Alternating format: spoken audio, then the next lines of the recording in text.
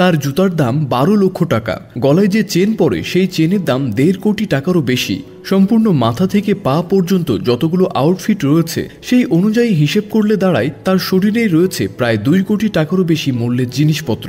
সোনার চেন, হীরার আংটি, হীরাখচিত নাম, এমনকি চশমা, সানগ্লাস, শার্ট, প্যান্ট, গেঞ্জি সব মিলিয়ে প্রতিদিন যখন তিনি রাস্তার বাইরে বের হন তখন তার সঙ্গে প্রায় 2 কোটি টাকার সামগ্রী থাকে। বলছিলাম বর্তমানে ভারতের বিখ্যাত র্যাপার MC স্ট্যানের কথা। MC স্ট্যান জন্মগ্রহণ করেছিলেন একটি বস্তিতে।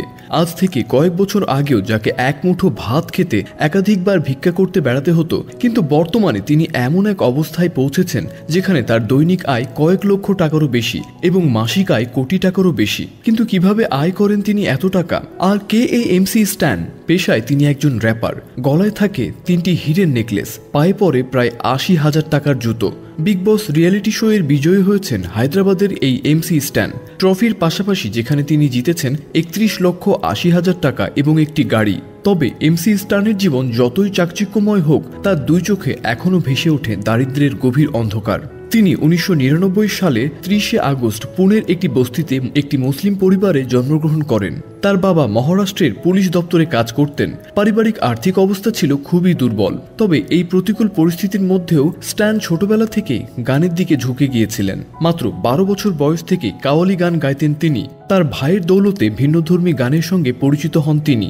6ষ্ঠ শ্রেণীতে পড়ার সময় প্রথমবার ইংরেজি ভাষার হিপহপ ও র্যাপ সং শোনেন। সেই গান বোঝার জন্য তিনি ইংরেজি ভাষা শেখা শুরু করেন।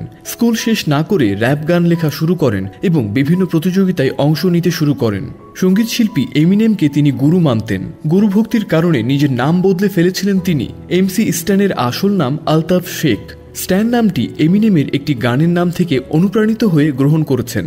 পড়াশোনার প্রতি মনোযোগ হারিয়ে তিনি পুরোপুরি গান বাজনার দিকে ঝুঁকে পড়লে পরিবার ও বন্ধুরা শুরুতে তার পাশে দাঁড়াননি। এমনকি পরিবারের আর্থিক দুর্দশাও তাকে হতাশ করে তোলে। বাড়িতে এ নিয়ে অশান্তিও হতো। তবে পরে তিনি বুঝতে পারেন মেজাজ হারানোর কোনো মানে হয় না, বরং কিভাবে এই পরিস্থিতি থেকে বের হওয়া যায় সে নিয়ে ভাবতে শুরু করেন। MC স্ট্যান গান লেখার সময় নিজের জীবনের অভিজ্ঞতা প্রকাশ করেন। 2018 সালে তার প্রথম গান আস্তাগফিরুল্লাহ মুক্তি পায়। এই গানের মাধ্যমে তিনি নিজের ব্যক্তিগত জীবন তুলে ধরেন। তার পারিবারিক দুর্দশা, ধীরে ধীরে নেশার প্রতি ঝোঁক এবং মায়ের সঙ্গে তার খারাপ ব্যবহারও এই গানে উল্লেখ করেন। সেই গানেই তিনি তার মায়ের কাছে ক্ষমাও চেয়ে নেন।